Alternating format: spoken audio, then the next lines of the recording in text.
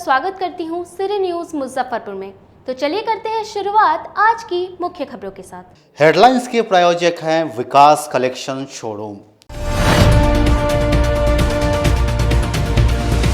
पटना के बाद जिले में भी शिक्षा विभाग की ओर से कोचिंग संस्थानों पर कार्रवाई करने की तैयारी की गई शुरू। किसान संगठनों के द्वारा किए गए भारत बंद को लेकर मुजफ्फरपुर जंक्शन पर जीआरपी और आरपीएफ भी थी अलर्ट। और मुजफ्फरपुर जंक्शन में औचक निरीक्षण के लिए पहुंचे डीआरएम ने रेलवे इंजीनियर और ठेकेदारों को लगाई फटकार। तो ये थी आज की मुख्य खबरें। अब खबरें विस्तार से। पटना के बाद जिला समेत कुल 6 जिलों में शिक्षा विभाग की ओर से निजी कोचिंग संस्थानों पर कार्रवाई शुरू कर दी है। जिले में अग्निपथ योजना को लेकर अभ्यर्थियों को भड़काने के मामले में कई कोचिंग संचालकों की भूमिका सामने आने के बाद अब ऐसे संस्थानों पर कार्रवाई करने की तैयारी शुरू कर दी गई है। क्षेत्रीय शिक्षा उप निदेशक तिरहुत प्रमंडल की ओर से मुजफ्फरपुर जिला समेत 6 जिलों में संचालित होने वाली कोचिंग और इसके निबंधन की जानकारी मांगी गई है। यह रिपोर्ट 3 दिनों के अंदर देना है, जिसमें मुजफ्फरपुर, वैशाली, शिवहर, सीतामढ़ी, पूर्वी चंपारण और पश्चिमी चंपारण के डीईओ और डीपीओ समग्र शिक्षा अभियान से 3 दिनों के अंदर कोचिंग संस्थानों की संख्या और निबंधन की स्पष्ट सूचना मांगी है।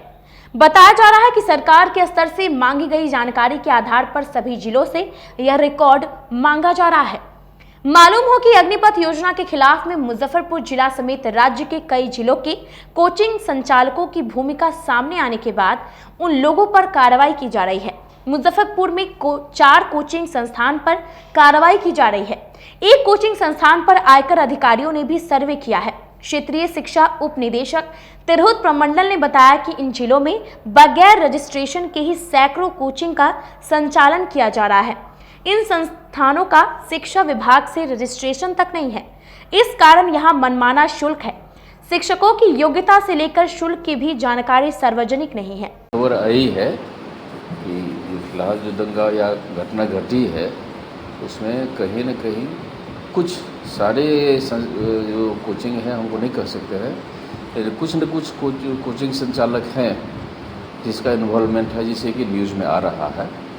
तो उसके संदर्भ में हमने पता किया है, अपने प्रमंडल अंतर्गत सभी जिला से रिपोर्ट मांगा है कि 2010 में जो बना था कोचिंग संचालन के लिए नियम बना था या अधिसूचना हुआ था विभाग से, शिक्षा विभाग से, उसके आलोक में जिलावार कितना रजिस्ट्रेशन हो चुका है कोचिंग संस्थान का और कितना बिना रजिस्ट्रेशन की चल रहा है। तो अभी तक किसी खास जिला से रिपोर्ट, किसी भी जिला से रिपोर्ट अभी एक्यूरेट नहीं आया है।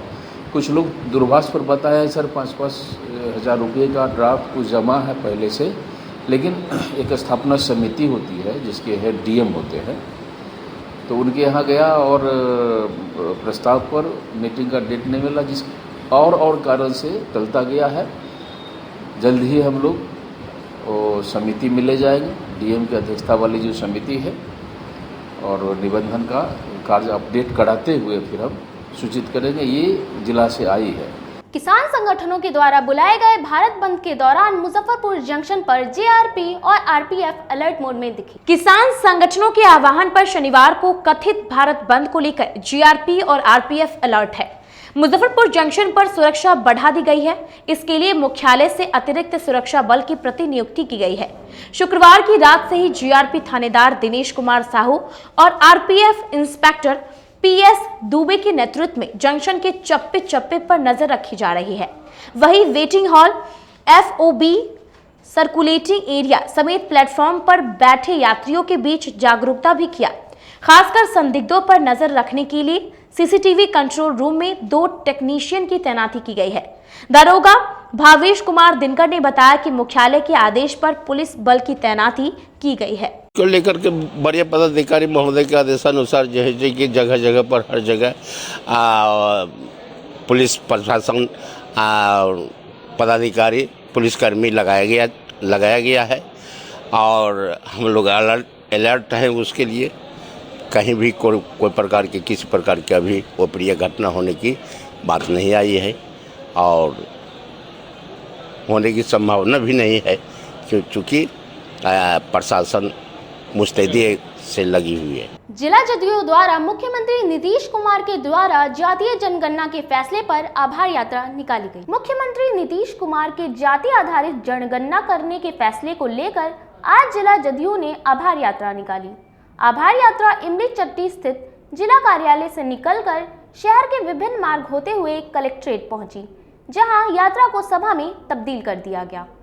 सभा को संबोधित करते हुए जिला अध्यक्ष मनोज कुमार किसान ने बताया कि जो आज़ादी के 75 साल बाद भी नहीं हुआ, वैसा फैसला लेकर मुख्यमंत्री नीतीश कुमार ने साहसी कदम उठाया है।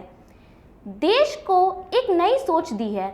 जाति आधारित जनगणना से सभी वर्ग पिछड़ों को लाभ मिलेगा। हर दृष्टि से पिछड़े वर्ग के लोगों को आर्थिक एवं शैक्षिक लाभ पहुंचेगा। आज पूरा बिहार मुख्यमंत्री का आभार व्यक्त कर रहा है। बिहार के हर जिला मुख्यालय पर आभार यात्रा निकाला गया है। वहीं अन्य संगठनों के द्वारा आभार यात्रा निकालकर नीतीश कुमार के फैसले का स्वागत किया जा रहा है। पूरे बिहार में जो जातीय जनगणना हो रहा है बिहार सरकार के द्वारा, माननीय मुख्यमंत्री जी के द्वारा, उसके लिए पूरे बिहार के जदयू परिवार और बिहार की जनता की ओर से हम लोग आभार यात्रा निकाले हुए हैं और उसी के क्रम में हम लोग जदयू कार्यालय से यहाँ तक का सफ़र तय किए हैं। हम सब बिहारवासी माननीय मुख्यमंत्री जी को आभार व्यक्त करते हैं, बधाई देते हैं कि यह साहसिक कदम इन्होंने उठाया है। पूरे देश में किसी राज्य में इस तरह की जनगणना नहीं हो रही है।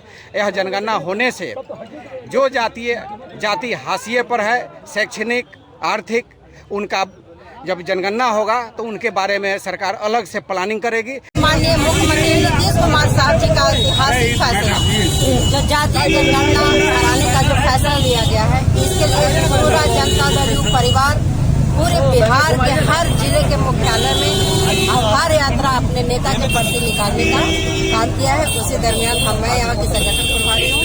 मैं यहाँ पार्टी कार्यालय से लेकर खुदीराम बोस चौक में माल्यार्पण करते हुए और समाहरणालय के पास हम लोग आए हैं और यहाँ से हम लोग का समापन होगा। और बहुत दिनों से यह जो मांग थी, आम आवाम की मांग कि जितनी जिसकी संख्या उतनी हिस्सेदारी हमारी, इस पर हमारे नेता मुख्यमंत्री नीतीश कुमार साहब ने जो काम किया, ऐतिहासिक निर्णय लिया है, उसके लिए पूरा जनता दल परिवार। स्मार्ट सिटी मुजफ्फरपुर के 7 वर्ष पूरे होने पर कर्मचारी और अधिकारी ने सिटी पार्क में वृक्षारोपण किया। स्मार्ट सिटी लिमिटेड के 7 वर्ष पूरे होने पर शनिवार को कंपनी बाग स्थित सिटी पार्क में स्मार्ट सिटी लिमिटेड के अधिकारियों और कर्मचारियों के द्वारा वृक्षारोपण समारोह का आयोजन किया गया। इस दौरान अपर नगर आयुक्त मोहम्मद ओसामा सहित कई नगर कर्मी शहर में चल रहे स्मार्ट सिटी के कार्यों पर विस्तृत चर्चा करते हुए स्मार्ट सिटी शहर को जल्द बनाने का संकल्प लिया। वहीं समारोह के दौरान संबोधित करते हुए अपर नगर आयुक्त मोहम्मद ओसामा ने कहा कि मुजफ्फरपुर जिले को स्मार्ट सिटी में शामिल होते हुए आज 7 वर्ष पूरे हो गए।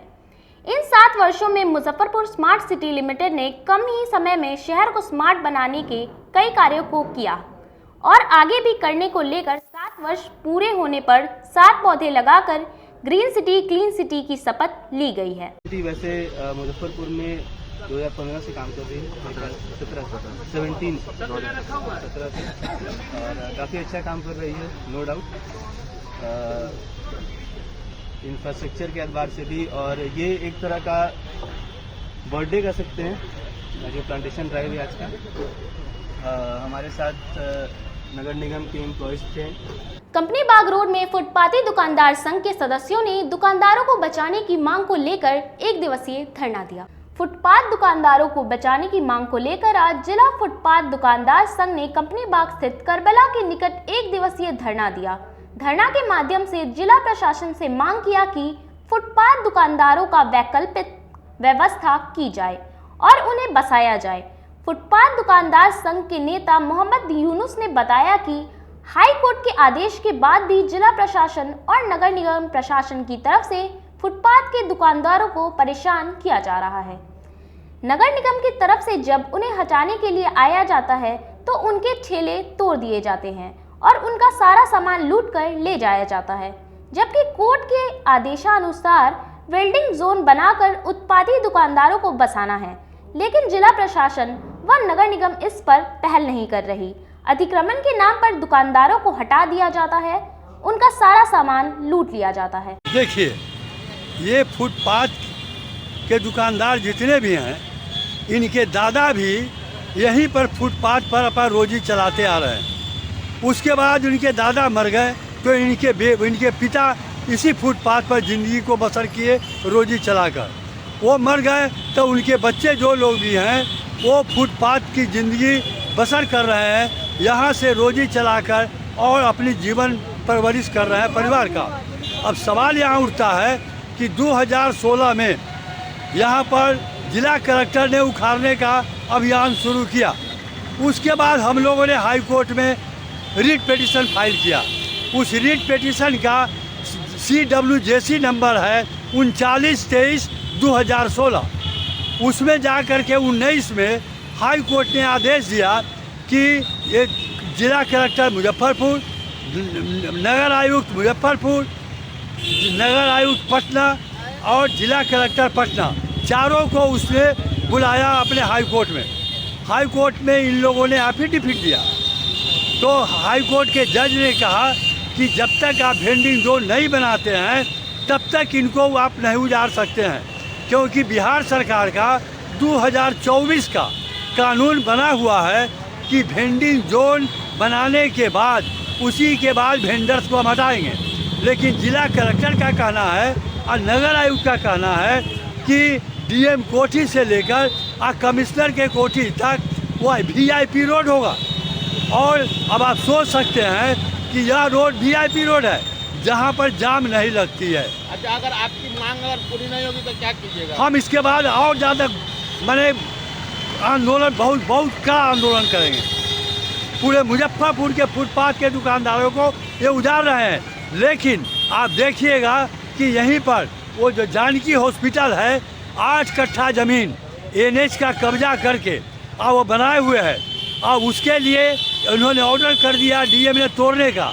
लेकिन बुलडोजर जब नगर निगम का जाता है तो फोर्स नहीं जाता है। नेपाल जनकपुर से लौट रही पहली प्राइवेट ट्रेन में यात्रियों का स्वागत SSB के जवानों ने किया।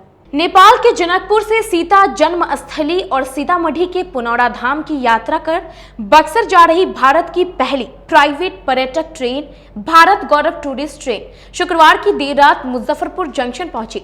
इसे सशस्त्र सीमा बल के अधिकारियों और जवानों ने पर्यटकों का माला पहनाकर और चंदन लगाकर स्वागत किया और उनसे यात्रा की वृत्तांत सुनी।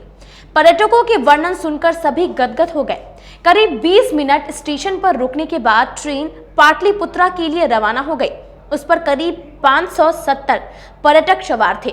भारत गौरव टूरिस्ट ट्रेन से मुजफ्फरपुर पहुंचे एक महिला पर्यटक ने बताया कि इस यात्रा से 2 देशों के बीच की दूरियां मिट जाएंगी। हम पूरी ट्रेन में मलयालम, कन्नड़, ओडिया आदि भाषा में राम की स्तुति सुने। ट्रेन में हम किसी राज्य विशेष के नहीं थे, हम सभी भारतीय थे। उन्होंने कहा कि नेपाल स्थित जनकपुर और सीतामढ़ी के पुनौरा धाम में अपने बच्चों को भी घूमना चाहिए। ऐसा करने से बच्चों में श्री राम के अंश जरूर आएंगे, उनके मर्यादा पुरुषोत्तम के गुण भी मिलेंगे। पूरे यात्रा के दौरान विभिन्न भाषाओं में राम भजन से ट्रेन गुंजायमान था। यह ट्रेन IRCTC की ओर से चलाई जा रही है। यह भारत की पहली प्राइवेट टूरिस्ट ट्रेन है जो बीते मंगलवार को दिल्ली के सफदरजंग रेलवे स्टेशन से खुली। यह पर्यटकों को पूरे देश में फैले भगवान श्री राम से जुड़े विभिन्न धार्मिक स्थलों के दर्शन कराएगी। इसी कड़ी में पर्यटक अयोध्या नंदीग्राम के बाद गुरुवार को जयनगर पहुंचे थे। वहां से जनकपुर और फिर शुक्रवार को सीतामढ़ी स्थित पुनौरा धाम का दर्शन किए। रात 10 बजे यह ट्रेन सीतामढ़ी से वाया मुजफ्फरपुर होते हुए पाटलिपुत्र के लिए रवाना हुई, जहां से बक्सर के लिए ट्रेन रवाना हुई। इसके बाद पर्यटक को लेकर यह ट्रेन वाराणसी, प्रयागराज, श्रृंगवरपुर, चित्रकूट, नासिक, हम्पी, रामेश्वरम, कोचीपुरम और भद्रांचलम आदि जगहों पर श्री राम से जुड़े धार्मिक स्थली का दर्शन कराएगी। ये जो एक प्रयास है, ये बाउंड्री की दूरियां, देशों की दूरियां तो मिटाएगा ही, दिलों की दूरियां भी मिटाएगा।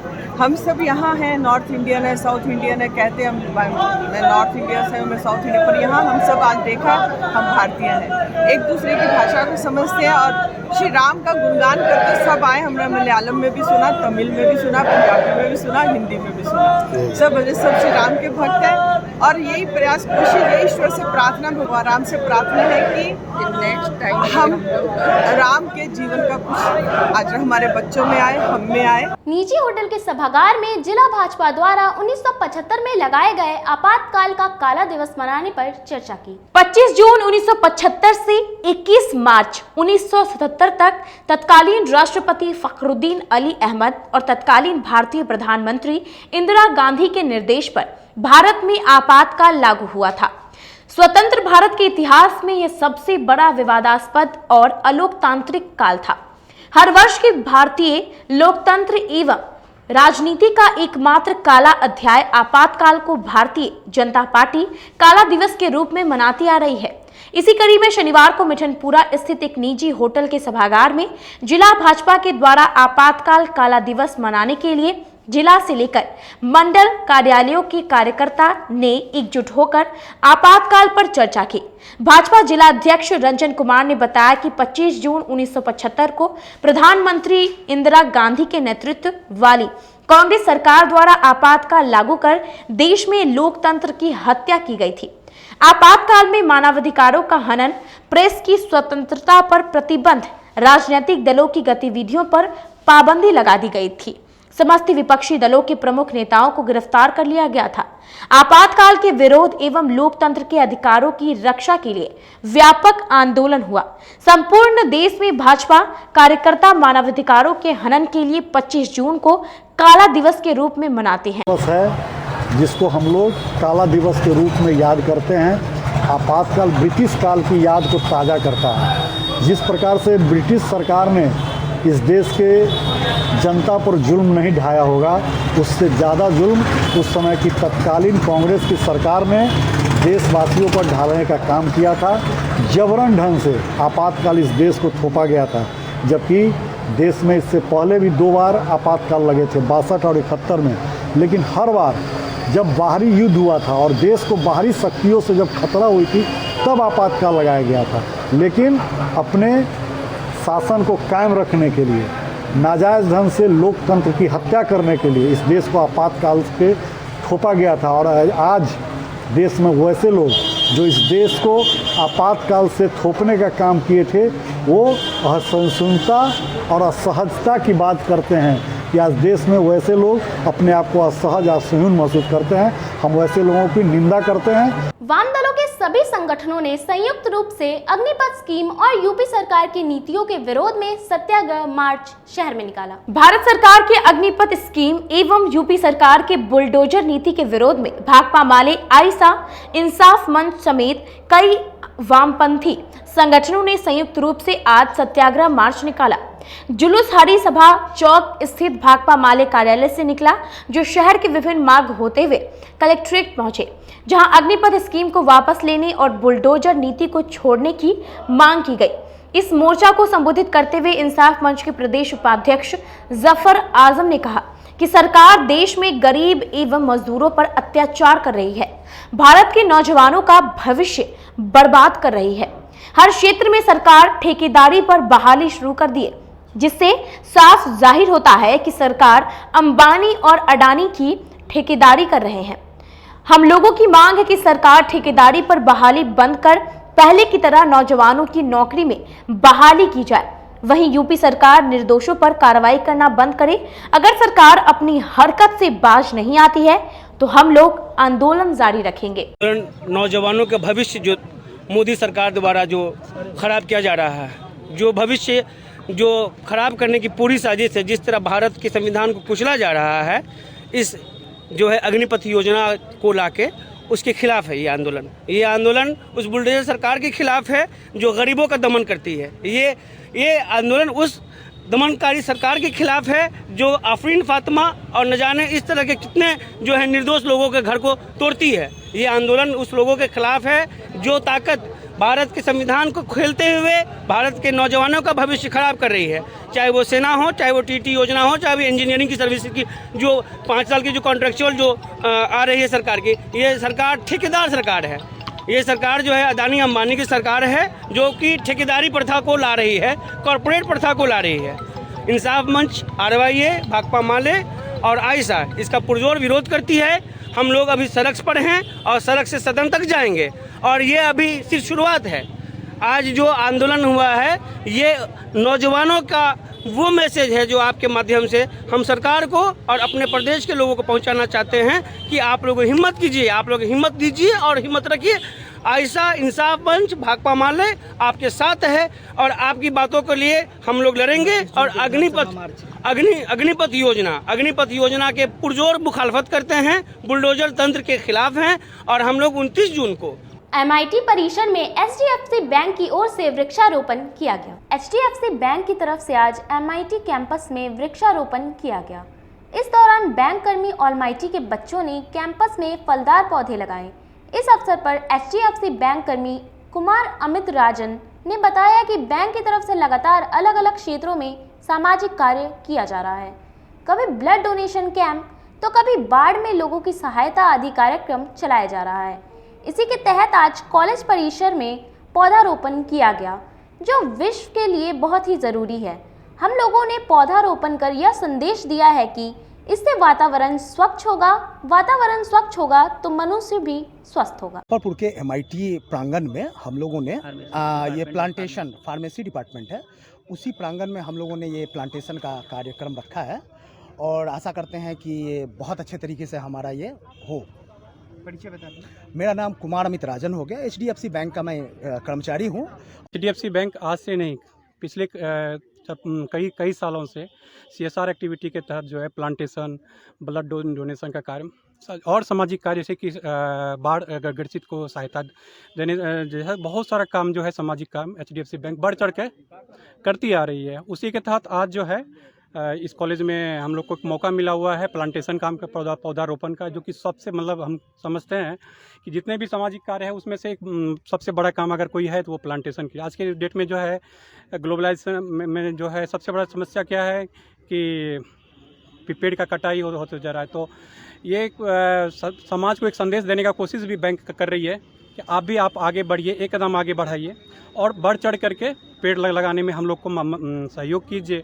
हम लोग को बताइए कहाँ लगाना है, हम लोग तैयार हैं उस जगह पे हम लोग आकर के जितना भी जैसा भी आप लोग पौधा का हम लोग उससे मांग कीजिएगा, हम लोग बढ़ चढ़ करके उसमें लगाने का काम करेंगे। बैंक कर्मचारी कितने उत्साह दिख रहे हैं इस कार्यक्रम? बहुत आप देख सकते हैं कि यहाँ जितने भी आए हुए हैं स्टूडेंट्स हैं, सारे लोग जो हैं बढ़ चढ़ करके इस प्लांटेशन में देख के बहुत खुशी हुई कि मतलब कम से कम इस सामाजिक कार्य में इन लोग ने बहुत बढ़ चढ़ के हिस्सा लिया हुआ है। मुजफ्फरपुर रेलवे जंक्शन पर अचानक निरीक्षण के लिए पहुंची DRM ने वायरिंग को लेकर इंजीनियर और ठेकेदारों को फटकार लगाई। सोनपुर मंडल के DRM नीलमणि ने शनिवार को मुजफ्फरपुर जंक्शन का निरीक्षण किया। इस दौरान कई खामियां पाई। रेलवे के इंजीनियर और ठेकेदारों को फटकार भी लगाई। मामला शेडों में वायरिंग को लेकर था, इसे शीघ्र दुरुस्त करने को कहा गया। DRM ने रेलवे अस्पताल का भी निरीक्षण किया। पता लगा कि यहाँ इलाज से अधिक रेफरल सिस्टम पर भरोसा किया जाता है। जब उन्होंने रजिस्टर चेक किया तो मामला सही पाया गया। उन्होंने रेलवे के डॉक्टर से जानकारी ली, कहा कि अगर कोई कमी है तो उसे बताइए, पूरा किया जाएगा। लेकिन हर मरीज को रेफर करने का क्या मतलब है? उन्होंने दवाइयों का कोटा भी बढ़ाने का निर्देश दिया। इसके बाद जंक्शन स्थित प्लेटफॉर्म का भी उन्होंने जायजा लिया। मीडिया से बात करने के दौरान कहा कि वेटिंग एरिया और सिटिंग एरिया को बढ़ाया जा रहा है ताकि अधिक से अधिक यात्री वहां बैठ सके। फुट ओवरब्रिज का काम भी चल रहा है। इसके अलावा प्लेटफॉर्म संख्या 4 और 5 को पूरी तरह फंक्शनल कर दिया गया है। अब यात्रियों के लिए और भी सुलभ रहेगा। मैं आज यहाँ पर जो रनिंग रूम है, रनिंग रूम में क्या व्यवस्था है, सुचारू रूप से व्यवस्था चल रही कि नहीं रनिंग स्टाफ के लिए, प्लस ये जो हमारा यहाँ पर एक हेल्थ यूनिट है, हेल्थ यूनिट का भी हमने जायज़ा लिया है और बाकी पैसेंजर एमिनिटीज़ का भी हम जायज़ा अभी स्टेशन पर लेंगे। आने वाले दिनों में यात्री सुविधा में और किस प्रकार से इजाफा होगा? देखिए, मुजफ्फरपुर स्टेशन पर यात्रियों जैसे जैसे यात्रियों की संख्या बढ़ी है कोविड के बाद, तो उस हिसाब से यात्रियों की सुविधा में हम यहाँ विस्तार करने जा रहे हैं। इसमें हमारी प्लानिंग ये है कि जो एक वेटिंग रूम काफ़ी छोटा है यहाँ पर, तो उसको बढ़ाया जाए, और जो यहाँ पर जो सीटिंग अरेंजमेंट है उसको भी बढ़ाया जाए। प्लेटफॉर्म 4 और 5 पूरी तरह से फंक्शनल हो गए हैं, और वहाँ जो कुछ सुविधाओं की कमी थी उनको भी लगभग बढ़ा दिया गया है, लगभग पूरा कर दिया गया है। और फुट ओवर ब्रिज का काम भी में भी गति आई है, और हम लोग उसको भी जल्दी से जल्दी जो नया फुट ओवर ब्रिज है उसको हम लोग कमीशन करेंगे। सर, सुरक्षा के लिहाज से यहाँ पे स्कैनर लगाया गया है, वो स्कैनर बंद के कगार पे है और जांच नहीं होता है सर। कुछ दिन पहले वहाँ हादसा भी हुआ है, सिर्फ बच्चा उसके अंदर आ गया था। तो स्कैनर में जो एक दुर्घटना हो गई थी कि कोई एक जैसा बता रहे हैं, एक बच्चा आ गया था जिससे स्कैनर को खोलना पड़ा। तो खोलने के बाद स्कैनर वो डैमेज्ड हो गया है, तो डैमेज हो गया, उसको रिपेयर करवाया जाएगा।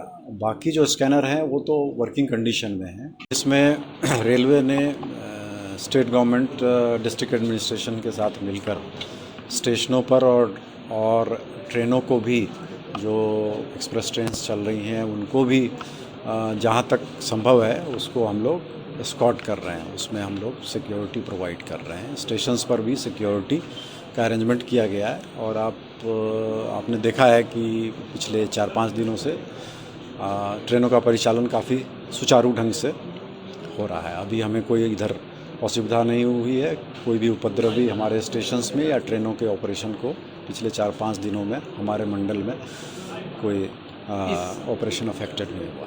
इस भवन को निरीक्षण करने के दौरान क्या कुछ खामियां भी सामने आई हैं? देखिए, ये तो एक कंस्ट्रक्शन का इन प्रोसेस है। हम लोग देख रहे हैं जो भी चीज़ें कुछ कमियां हैं तो उनको, ये अभी अंडर कंस्ट्रक्शन है, उन सबको पूरा किया जाएगा। यहाँ समय हो चला एक छोटे से ब्रेक का। ब्रेक के बाद जल्द हाजिर होते हैं सिटी न्यूज़ मुजफ्फरपुर। कहते हैं कि मंजिल उन्हीं को मिलती है जिनके सपनों में जान होती है। पंखों से कुछ नहीं होता, हौसलों से उड़ान होती है। तो अगर आप में भी है जज्बा कुछ कर दिखाने का, अगर आपके अंदर भी है एक जीनियस, अगर आप भी छूना चाहते हैं आसमान की ऊंचाइयों को, क्रैक करना चाहते हैं IIT JEE, AIIMS, NEET, NTSC, KVPY या फिर ओलंपियाड, तो आपके हौसलों को उड़ान देने के लिए है जीनियस क्लासेस। जी हाँ, सही सुना आपने, genius classes for IIT JEE, AIIMS, NEET, NTSC, KVPY, olympiad for 8th, 9th, 10th, 11th, 12th and target. अपने बेहतरीन सक्सेस रिकॉर्ड के साथ सफलता की नई ऊंचाइयां गढ़ रहा है जीनियस क्लासेस। तो my dear students, 8th, 9th, 10th, 11th, 12th and target के लिए नए बैचेस शुरू होने वाले हैं जीनियस क्लासेस में, जहां है separate hostel for boys and girls. जल्दी से पता नोट करें। Genius classes, study centre, Pankaj Market, Saraiyaganj, Muzaffarpur. अधिक जानकारी के लिए कॉल करें 7635091378 या फिर 7635091387, या फिर आप कॉल कर सकते हैं 7635091396 या 9006911690 पर, या फिर 9128482268। Genius Classes. For more information, visit our website www.geniusclasses.in or email us on info@geniusclasses.in. Registrations are open and new batches are starting soon. Rush to Genius Classes, Study Center, Pankaj Market, Saraiyaganj, Muzaffarpur. अपने सपनों के आशिया को दे एक नई पहचान माँ Bhavani decor private limited के साथ, जो है ऑथराइज्ड डिस्ट्रीब्यूटर ऑफ कजारिया। देश की मिट्टी से बनी टाइल से देश को बनाते हैं, और जहां मिलती है सभी प्रकार के Indian and imported granite, marble, sanitary एवं कोटा स्टोन का अनोखा एवं आकर्षक संग्रह। माँ भवानी डेकोर प्राइवेट लिमिटेड मतलब a complete floor solutions. New 0 mile Dadar road, Muzaffarpur. Call 9934753111। आपका भरपूर प्यार और साथ मिलने के कारण ग्राहकों की सुविधा को देखते हुए नीलकमल का फैक्ट्री आउटलेट का दूसरा ब्रांच अखाड़ा घाट रोड KFC के सामने खुल गया है, जिसमें ग्राहकों को सभी प्रोडक्ट पर विशेष छूट दी जा रही है। वहीं नीलकमल का पहला branch Mithanpura Narayanpur road Vaishali management के सामने है, जो कि लगातार ग्राहकों की सेवा करता आ रहा है।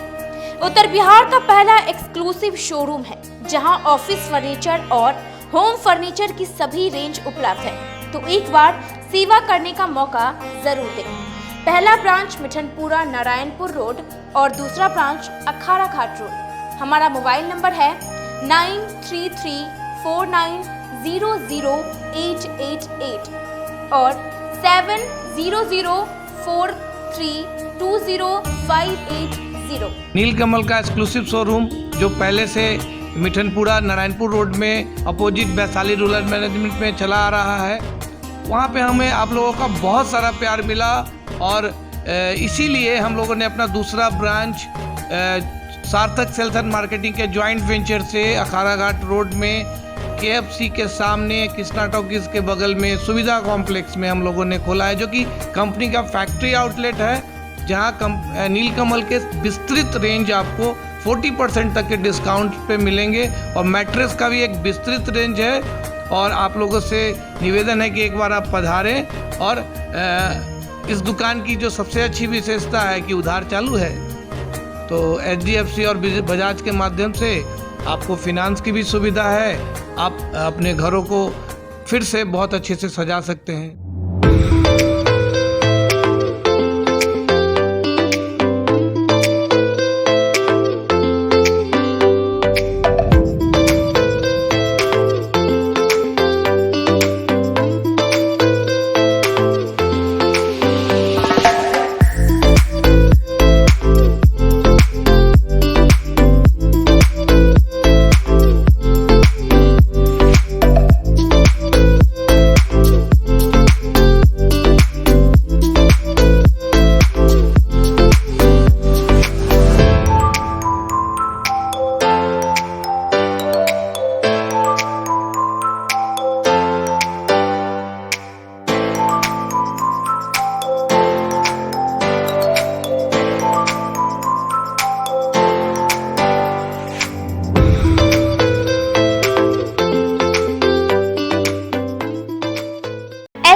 International School.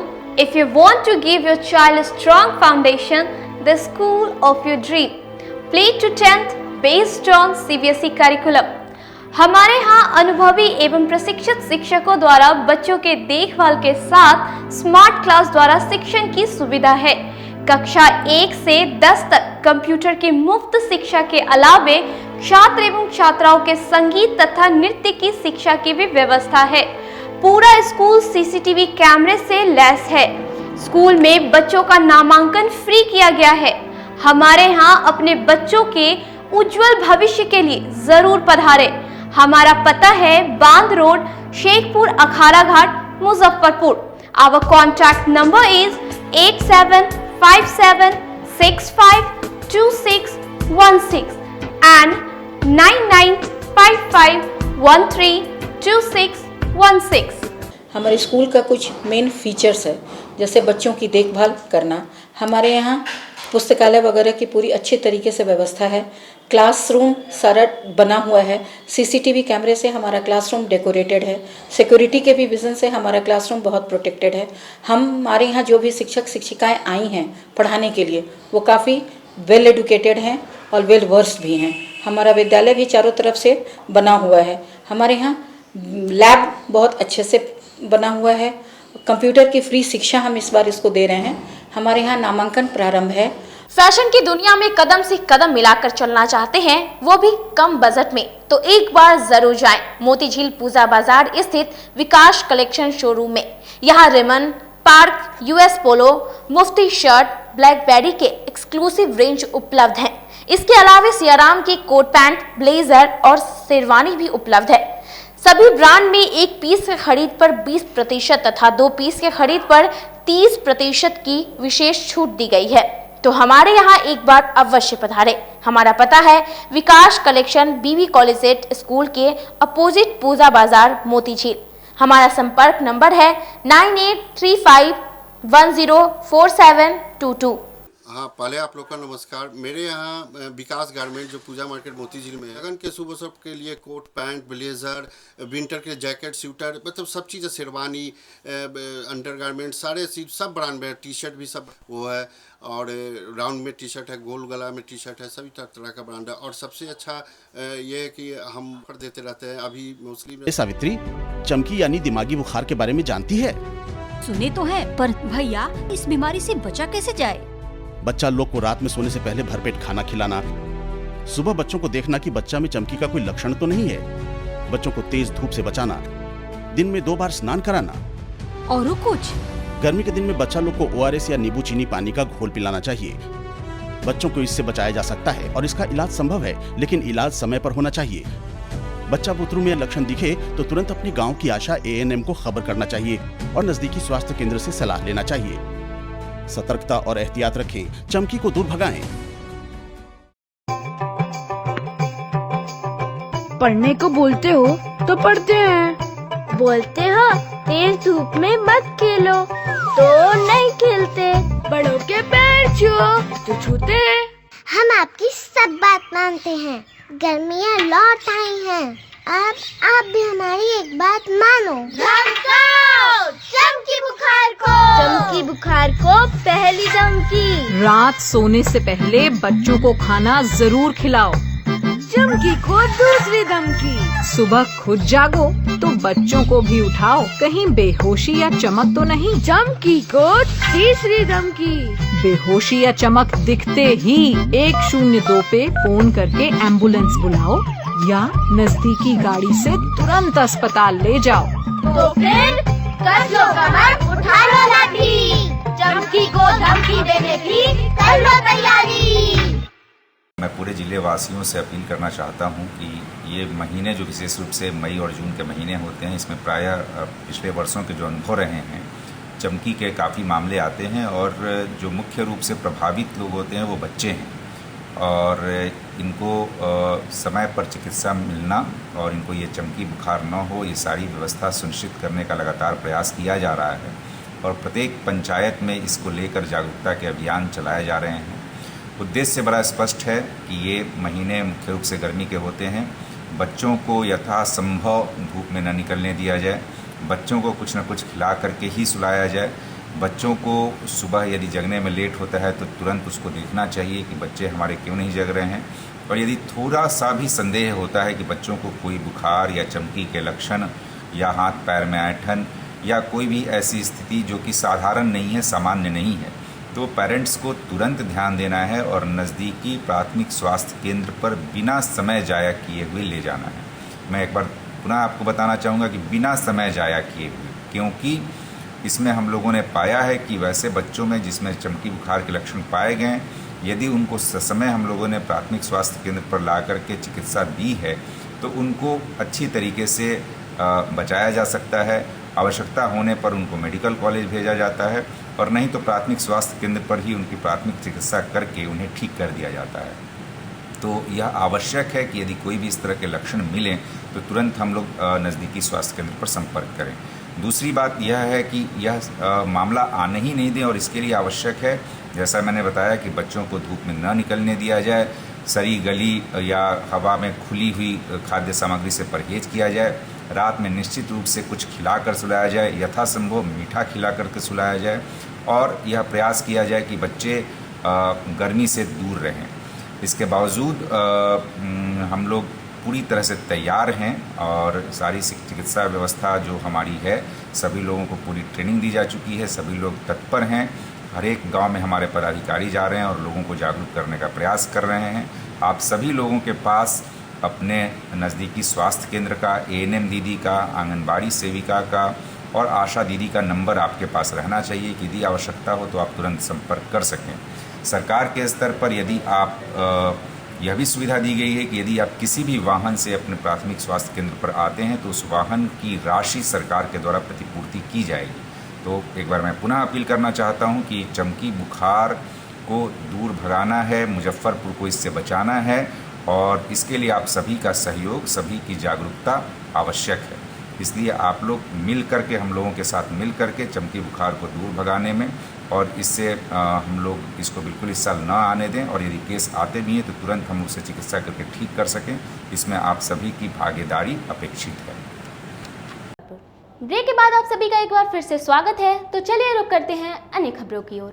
एक प्रयास मंच के सदस्यों ने कन्हौली गांव में एईएस को लेकर जागरूकता अभियान चलाया। जिले में मस्तिष्क ज्वर और चमकी बुखार के बचाव और रोकथाम के लिए शनिवार को एक प्रयास मंच के द्वारा कन्हौली विष्णुदूत ग्रामीण टोला में जन जागरूकता अभियान कार्यक्रम का आयोजन किया गया।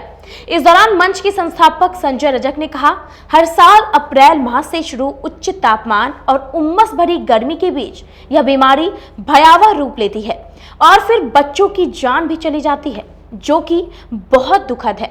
चमकी बुखार पर रोकथाम पर आधारित लोकगीत देख शुरू भइल बा गर्मी, देख बीमारी आयल बा चमकी के द्वारा लोगों को जागरूक किया गया। गीत में बच्चों को खाली पेट धूप में ना खेलने, बाहर ना भेजने, रात में भरपेट भोजन कराने, सुबह जल्दी उठाने, चमकी के लक्षण होने पर तुरंत अस्पताल ले जाने की बात कही गई है। धमकी आज एक प्रयास मंच के द्वारा कन्हौली विष्णुदूत ग्रामीण टोला में चमकी बुखार पर जागरूकता कार्यक्रम का आयोजन किया गया। हर साल उच्च तापमान और उमस भरी गर्मी में यह बीमारी भयावह रूप ले लेती है और फिर इसकी चपेट में बच्चे आ जाते हैं, और इसी को देखते हुए मंच के द्वारा जागरूकता कार्यक्रम मतलब चमकी बुखार पर आधारित लोकगीत के द्वारा देखा शुरू भइल बा गर्मी आ बीमारी आइल बा चमकी लोकगीत गाकर लोगों को जागरूक किया गया। लोकगीत में यहाँ बताया कि बच्चों को धूप में बाहर ना भेजे, दिन में 2 बार नहाए और ORS और नींबू घोल का पानी पिलाते रहे, और साथ ही चमकी को 3 धमकी से हम इसको हमेशा के लिए खत्म कर सकते हैं। पहला धमकी ये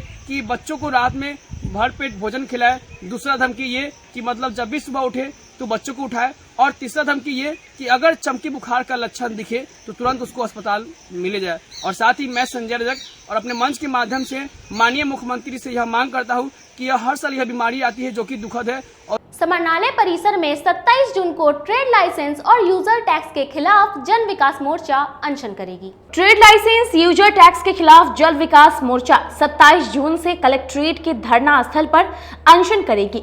इसकी जानकारी आज कन्हौली स्थित कार्यालय में आयोजित प्रेस वार्ता में दी। प्रेस को संबोधित करते हुए जन विकास मोर्चा के नेता आनंद पटेल ने बताया कि नगर निगम शहर वासियों के खिलाफ तानाशाही रवैया अपना रही है। जबरन से टैक्स वसूला जा रहा है, सुविधा के नाम पर यूजर टैक्स लिया जा रहा है, लेकिन शहर की स्थिति नारकीय बनी हुई है। इस पर नगर आयुक्त का ध्यान नहीं है। वहीं दुकानदारों को ट्रेड लाइसेंस के नाम पर चलाया जा रहा है और जबरन उनसे ट्रेड लाइसेंस वसूला जा रहा है। हम लोगों ने आज संकल्प लिया कि जब तक नगर निगम ट्रेड लाइसेंस यूजर टैक्स वापस नहीं लेती है तब तक हम लोगों का अनशन जारी रहेगा, चाहे हम लोगों की जान ही क्यों न चली जाए। टैक्स और सफाई टैक्स के खिलाफ 27 जून से अनशन पर बैठने जा रहे हैं। अनशन पर बैठने का मकसद ये है कि जन विकास मोर्चा के द्वारा प्रधानमंत्री, राष्ट्रपति, राज्यपाल और मुख्यमंत्री और यहाँ के जिला अधिकारी को पहले पत्र दिया गया था कि ये ट्रेड लाइसेंस ये जब जीएसटी लोग दे रहे हैं तो ट्रेड लाइसेंस का कोई औचित्य नहीं है, ट्रेड लाइसेंस ख़त्म हो जाना चाहिए। लेकिन जो हुकूमत अभी चल रहा है वो तानाशाही हुकूमत चल रहा है, और यही वजह है कि वो बात नहीं माना, और नहीं मानने के बाद कोई ये उस पर संज्ञान नहीं लिया। इसके बाद हम मतलब यहाँ के व्यवसायियों ने जन विकास मोर्चा के द्वारा मिल करके मुजफ्फरपुर बंद किया। अब बंद सफलता पूर्वक हुआ, लेकिन अभी तक ये प्रशासन के द्वारा कोई सूद नहीं लिया गया है। अभी भी लोगों को नोटिस दिया जा रहा है, लोगों को बंद दुकान सील करने का धमकी दिया जा रहा है। इसलिए हम लोग 27 तारीख से अनिश्चितकालीन अनशन पर बैठने जा रहे हैं। एक बात जिला प्रशासन जान ले कि हम जान दे देंगे, लेकिन ये जब तक ये जो ट्रेड लाइसेंस है, पानी टैक्स है और सफाई टैक्स है, जब तक वापस नहीं लिया जाएगा तब तक ये अनशन चलता रहेगा। ये हम जिला अधिकारी को आज चेतावनी देना चाहते हैं। आपको जिला अधिकारी से बात हुई थी ट्रेड लाइसेंस? जिला अधिकारी को हम लोगों ने जो आवेदन दिया, जिला अधिकारी को दायित्व बनता था जो हम लोगों को बुला करके वार्ता करे, लेकिन वही तो कह रहे हैं जो तानाशाही व्यवस्था चल रहा है। पहले जो हुआ करता था, जो कोई भी आवेदन जाता था, अभी तो हम लोग अनशन का दिए हैं आवेदन, लेकिन जिला अधिकारी से कोई ये नहीं आया है जब आपको जो है बात करके इस अनशन को नहीं कीजिए। पहले तो किया, ये इस तरह के होता था कि भाई मतलब आंदोलन से पहले बुला करके वार्ता किया जाता था, आज वार्ता नहीं किया जा रहा है। ये सबसे बड़ा जो है लोकतंत्र में लोक को समाप्त करने की साजिश। जनहित अभियान ने मुख्यमंत्री नीतीश कुमार के जातीय जनगणना करने के फैसले का स्वागत किया। बिहार में जाति आधारित जनगणना कराने की मुख्यमंत्री नीतीश कुमार के फैसले का जनहित अभियान ने एक तरफ स्वागत किया तो वहीं दूसरी तरफ जनगणना के तरीके पर सवाल उठाया है। जनहित अभियान की तरफ से आज मुजफ्फरपुर के सिकंदरपुर स्थित जिला कार्यालय में प्रेस वार्ता का आयोजन किया गया, जिसमें जनहित अभियान के राष्ट्रीय संयोजक राज नारायण ने बताया कि सरकार जातिगत जनगणना करा रही है, इसका हम लोग स्वागत करते हैं, लेकिन वह मनरेगा कर्मी, जीविका दीदी, आंगनवाड़ी आदि संस्थाओं से करा रही है, जिसमें काफी गलतियां होंगी। बिहार सरकार एक्सपर्ट कमेटी बनाकर जाति आधारित जनगणना कराए। वहीं उन्होंने मुख्यमंत्री नीतीश कुमार और सभी विपक्षी पार्टियों से आग्रह किया है कि वह प्रधानमंत्री नरेंद्र मोदी से बात करें, पूरे देश में जाति जनगणना कराएं। उन्होंने बताया कि आजादी के लगभग 75 साल बाद पहली बार बिहार में जाति आधारित जनगणना हो रही है। हम लोगों की मांग है कि जाति आधारित जनगणना पूरे देश में लागू हो। अभी राज्य सरकार ने इस राज्य के अंदर जातिगत आंकड़े इकट्ठे करने के लिए सर्वे कराने का फैसला लिया है। वैसे राज्य सरकार को जाति आधारित जनगणना कराने के लिए केंद्र सरकार पर दबाव बनाना चाहिए था, क्योंकि आंकड़े एक वैज्ञानिक तरीके से एकत्र करने के लिए सेंसस डिपार्टमेंट देश भर में अधिकृत है और जनगणना का कार्य उनके ही हाथों से संपन्न होता है। यह लड़ाई लंबी लड़ाई थी। जनहित अभियान पिछले वर्ष 2008 से लगातार इस मांग को दिल्ली और दिल्ली के बाहर भी उठाता रहा है और इस संगठन के मांग के परिणाम स्वरूप संसद में 2010 में एक बड़ी बहस हुई थी और सरकार जाति जनगणना कराने के पक्ष में निर्णय लिया था, लेकिन वह जनगणना होते होते अधूरी रह गई, जनगणना हो नहीं पाई। तब से यह लड़ाई जारी है और यह इस मांग को लेकर टीम जनहित के साथी लगातार सम्मेलनों के माध्यम से, सड़क के माध्यम से सरकार को अवगत कराते आ रही है। अब इस जून महीने के प्रथम जून को सर्वदलीय बैठक कर बिहार के मुख्यमंत्री माननीय नीतीश कुमार जी ने जब बिहार में जाति आधारित गणना करने का फैसला किया है, लेकिन उनकी कुछ बातों से संगठन को कुछ अंदेशा हुई है, कुछ संशय हुई है, जिसका खुलासा हम राज्य सरकार से चाहते हैं। जाति का आंकड़ा किस प्रकार इकट्ठा हो, इसका प्रारूप कैसा हो, इस संदर्भ में अभी तक किसी भी तरह का वक्तव्य नहीं आया। सरकार इसको गोपनीय तरीके से रखी है। पूरी जाति की जो फॉर्मेट है, सरकार किस तरह से कराना चाहती है, वो जनता के सामने आना चाहिए।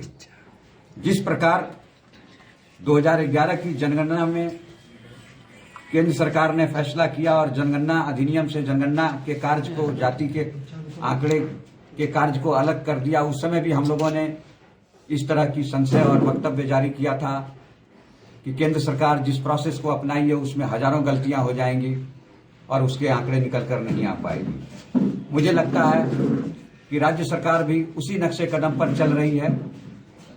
अगर राज्य सरकार की मंशा साफ है, जाति के आंकड़े लाएंगी, इस तरह की उनकी सोच है, तो पहले उस प्रारूप को सामने लाना चाहिए कि किस तरह से वो आंकड़े को इकट्ठा करेंगे। व्यक्ति के सामाजिक, आर्थिक, शैक्षणिक उन तमाम आंकड़ों को इसके साथ इकट्ठा करना चाहिए। हम सरकार को सुझाव भी देना चाहते हैं इस माध्यम से कि इस राज्य का जाति आधारित गणना कैसा हो और किस तरह से आप हो। लोगों को क्या उसमें सेंस है, क्या मतलब सरकार ने अभी अपना कोई प्रारूप जारी नहीं किया है। सरकार ने जिस मेथड को अपनाने की बात जारी की है, जो अखबार के माध्यम से हम लोगों को पता चला है कि उसमें आंगनवाड़ी के कार्यकर्ता लगेंगे, मनरेगा के कार्यकर्ता लगेंगे। इसी तरह की गलती केंद्र सरकार की थी और एनजीओ को यह काम दे दिया गया था। बाद में देश के उस समय के वित्त मंत्री और गृह मंत्री ने एक वक्तव्य जारी कर देश को अवगत कराया था कि ईडी द्वारा की जा रही कार्रवाई के विरोध में जिला कांग्रेस के सदस्यों ने डोर टू डोर जाकर सरकार की मंशा को बताया। भारत कांग्रेस कमेटी के निर्देशानुसार आज जिला कांग्रेस कमेटी की तरफ से इस्लामपुर, तिलक मैदान एवं अन्य मोहल्लों में डोर टू डोर कैंपेन किया गया। इस डोर टू डोर कैंपेन के माध्यम से कांग्रेसियों ने भारत सरकार, ईडी और सीबीआई का विरोध किया। जिला अध्यक्ष अरविंद कुमार मुकुल ने बताया कि प्रधानमंत्री नरेंद्र मोदी की तरफ से कांग्रेस नेता राहुल गांधी को ईडी और सीबीआई से परेशान किया जा रहा है। लगभग एक सप्ताह से ईडी की पूछताछ चल रही है, लेकिन सामने कुछ नहीं आ रहा। केंद्र सरकार 2024 की आम चुनाव एवं गुजरात चुनाव को देखते हुए कांग्रेस नेता राहुल गांधी को परेशान कर रही है। हम लोगों ने 17 जून से लेकर 25 जून तक ईडी और सरकार के विरोध में कार्यक्रम चलाया है। उसी के तहत डोर टू डोर जाकर लोगों को सरकार की नाकामी को बताया जा रहा है। गौरतलब है कि नेशनल हेराल्ड मामले में ईडी लगातार राहुल गांधी से अपने कार्यालय में पूछताछ कर रही है। भारतीय कांग्रेस कमेटी के निर्देशानुसार और प्रदेश कांग्रेस कमेटी के निर्देशानुसार 17 तारीख से 25 तारीख तक लगातार जो है कार्यक्रम तय की गई थी कि केंद्र सरकार जो मनमानी कर रही है, विपक्ष के नेता आदरणीय राहुल गांधी जी, सोनिया गांधी जी जो हमारे राष्ट्रीय अध्यक्षा हैं, और विपक्ष के नेता को ईडी और सीबीआई के द्वारा तो तबाह किया जा रहा है। आज हम पहले धरना कांग्रेस कार्यालय में किए, उसके बाद केंद्र सरकार के उपकरण प्रधान डाकघर पर किए, उसके बाद 19 तारीख को रास्ता रोको NH जाम किए और फिर 20 तारीख से 25 तारीख तक सभी प्रखंड में और नगर क्षेत्र में डोर टू डोर कैंपेन हो रहा है। उसी के कड़ी में आज हम लोग मोती झील और ये Islampur door to door campaign कर रहे हैं।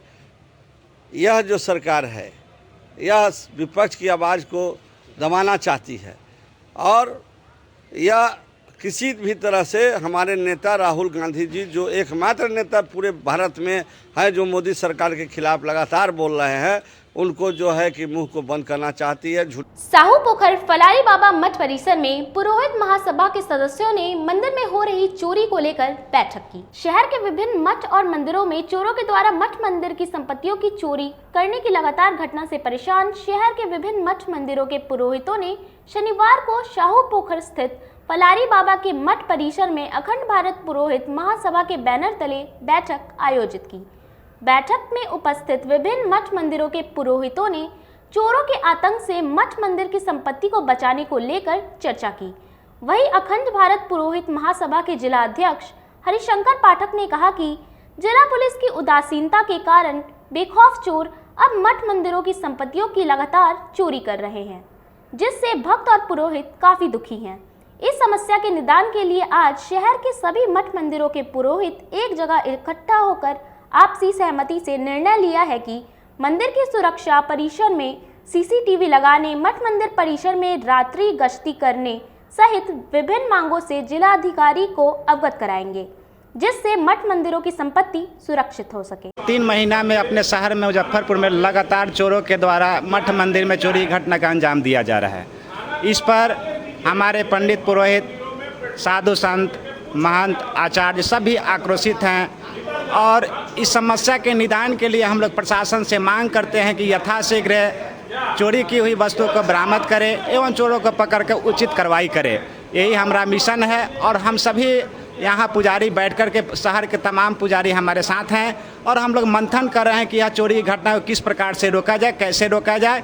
इस पर हम लोग अभी तैयारी कर रहे हैं। जी, हम लोग प्रशासन से मांग कर रहे हैं कि जो भी घटना हुआ है तत्काल इस पर कार्रवाई करे। और आए दिन जो सब मठ मंदिर में, अधिकतर मठ मंदिर में चोरियां हो रही हैं, भगवान के मूर्ति की चोरी हो रही है, भगवान के ऊपर जो चढ़ा है गहना उसकी चोरी हो रही है। तो इसके लिए प्रशासन को भी थोड़ा जागरूक होने का ज़रूरत है, और जो मठ मंदिर के पुजारी हैं या जो भक्तजन हैं उनको भी भगवान के प्रति, अरे भगवान तो सबकी रक्षा करते हैं, परंतु अब भगवान के वस्त्र की रक्षा, भगवान के गहने की सुरक्षा कौन करेगा? तो पुजारी भक्त के साथ साथ सरकार को भी इस ओर कुछ ध्यान देना चाहिए। हम तो कहेंगे जिला प्रशासन से भी कि जिला प्रशासन भी अपना ध्यान आकृष्ट करे और जितने भी मठ मंदिर हैं सब पर पूरी चौकसी के साथ पुलिस की व्यवस्था हो। ऐसा हम नहीं कहते कि पुलिस का पिकेट वहाँ खोल दिया जाए, एक वो क्या बोलते हैं पुलिस का स्टेशन लगा दिया जाए, ऐसा थोड़ी होता है। मठ मंदिर पर पुलिस स्टेशन नहीं लगाया जा सकता है। लेकिन खबरों का सिलसिला यही होता है समाप्त। अब मुझे और मेरी पूरी न्यूज़ टीम को दीजिए इजाजत। कल फिर मिलेंगे आपसे शहर की तमाम खबरों के साथ। धन्यवाद।